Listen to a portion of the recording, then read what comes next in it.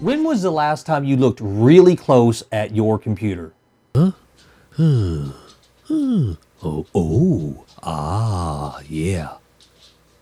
No, not that way, silly. I mean, really paying close attention to the features and functions of the computer that you own today. I mean, I bet you when you went out and bought that computer, you spent as much attention to detail and TLC as you did when you went out and bought a car, a house, or a major purchase. You're trying to get the most for the dollar spent.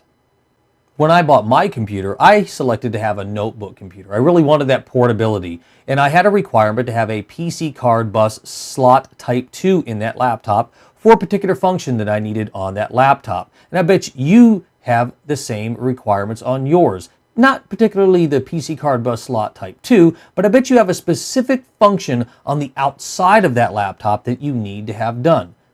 Whatever the function it is, you enjoy that every day on your computer. But when was the last time you really looked around the computer and seen everything that your computer has to offer? Really, all of those other functionalities that you can do. I mean, think about it. You're going to want power to your computer, so there's got to be a power output. Then you don't have high-speed internet, or you still need that old dial-up modem, so you're going to want one of those. You've got to have multi-USB ports onto a system. You need a multi-card reader, so when you have that card that is inside of your camera or some other multimedia device, you could read it into your computer system. You have 1/8-inch line inputs, mic inputs, speaker and headphone outputs. You got infrared ports on your computer, Bluetooth, wireless, a PC card bus slot for some extra added features and functions to your computer. Ethernet, of course, you want to plug it into your network. VGA ports, maybe an external monitor, an external TV for an S-video. Firewire, DVI, HDMI. Of course, you're going to want to read media, so you want a CD or DVD-ROM or a Blu-ray player.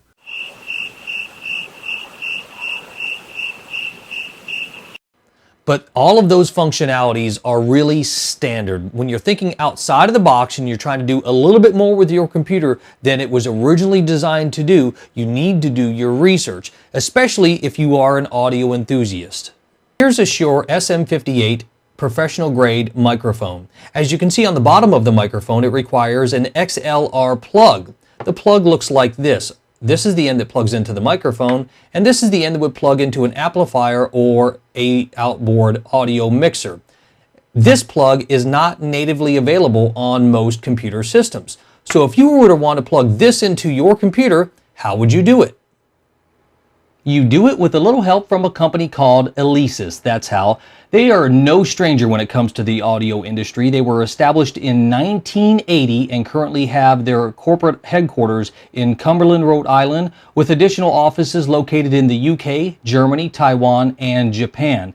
And legend has it that they were the first company to have a sub $1,000 16-bit effects processor for the audio enthusiast. And they continued those cost savings in 1991 with a sub $4,000 multi-channel digital audio tape recorder for the musician and audio enthusiast. Now in 2001, they were acquired by Jack O'Donnell, who continues to this day to strive this company to new heights, bringing more innovation and inspiration for gear for all levels of musicians and audio enthusiasts. Staying true to the low-cost solutions from Alesis, today we're going to be reviewing the Alesis Multimix 4 USB 4-channel USB mixer. The Alesis Multimix 4 USB 4-channel mixer is a great small footprint, low noise digital 16-bit 44.1 kilohertz signal USB interface for your computer that you have. Now the footprint is really small. We're only talking about 6 inches wide by about 7 3/4 inches long by about 1 3/4 inches tall.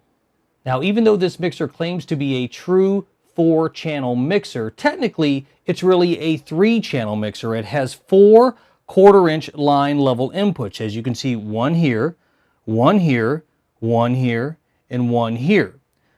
Line level input number 1 is independent, and then it has its own channel. Line level 2 is independent and it has its own channel. Line level 3 and 4 are a stereo mix.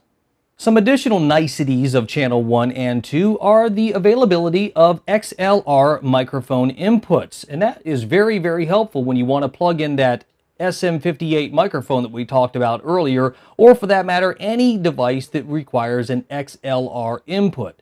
Now, if it is a low level audio signal coming from that XLR input, have no fear. We have independent gains on both channel 1 and channel 2. And if it is a device that would require a high pass filter, we've also made that available for you right here on both channel 1 and 2. By depressing this button, you would activate the high pass filter for that respective channel. Now, channel 1 has one more piece of magic built into it, where we can convert the standard line level input that is a 1/4 inch input into that which would accept the audio source from a guitar without an amplifier.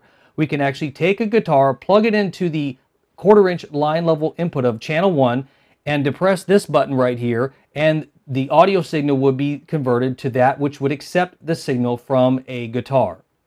As we look just a little bit lower on the mixer, we also see a 2-band equalizer right here. Now, the 2-band equalizer is a bass and treble equalizer, and the bass response right here has a plus or minus 14 dB at 80 hertz, and the treble is at plus or minus 14 dB at 12 kilohertz. As we come to the bottom of the mixer, you are going to notice 3 red knobs and 3 larger gray knobs. These red knobs are independent left and right pans for channels 1, 2, 3, and 4, and the big gray knobs are your main volume for the respective channel.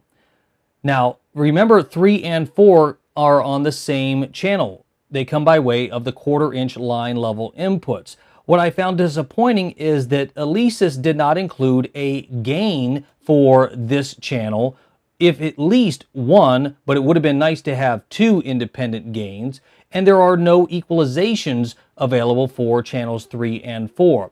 So whatever you plug into channels 3 and 4, you're going to want to make sure it has adequate amplification and adequate equalization before it gets to the mixer.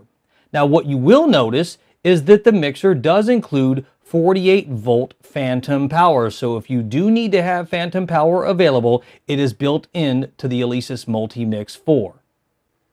Now that you have your favorite audio device plugged into your Alesis Multimix 4 USB, your equalization set if appropriate, and your volume to your liking, you want to listen to that audio source, or at least have it outputted from the mixer into your computer's favorite audio editing software. Because this is a Multimix 4 USB mixer, your main out is your USB located right here on the back of the mixer. Because this is USB, there is no channel separation on that signal going out of the mixer and into your computer. So if you do need to have independent audio source separation, where you can control that audio source from your favorite audio editing software, you're going to want to look at a FireWire mixer, not a USB mixer. Of course, if you do want to listen to your audio output, you do have a main out right here by way of 1/4 inch line outputs, a left and a right channel, which is controlled by the blue volume right here, your main volume out of the mixer. You also have a headphone out located right here, a 1/4 inch professional headphone out, which is controlled by your volume right here.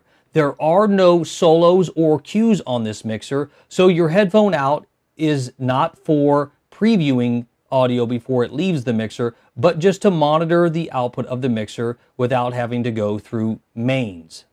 Now, to keep an eye on that audio signal going out of the Multimix 4 USB, it has a 2-channel 5-stage multicolor LED meter for visual monitoring of the main output level, which is located right here.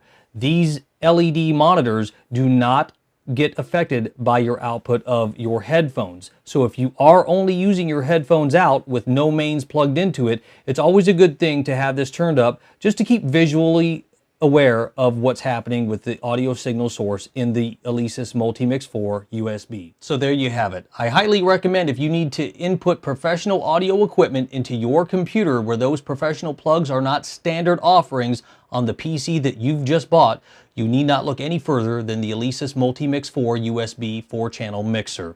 It weighs about 1.5 pounds and comes equipped with its own 10-volt AC 500 milliamp power supply, and it's supported on USB 1.1 or higher device inputs on your computer. Retails for under $100 US, and if you'd like to see more videos just like this, stay locked into Interface each and every Friday afternoon at 4 p.m. Pacific, 7 p.m. Eastern, 12 o'clock GMT at live.scottydonline.com. See you, Web World.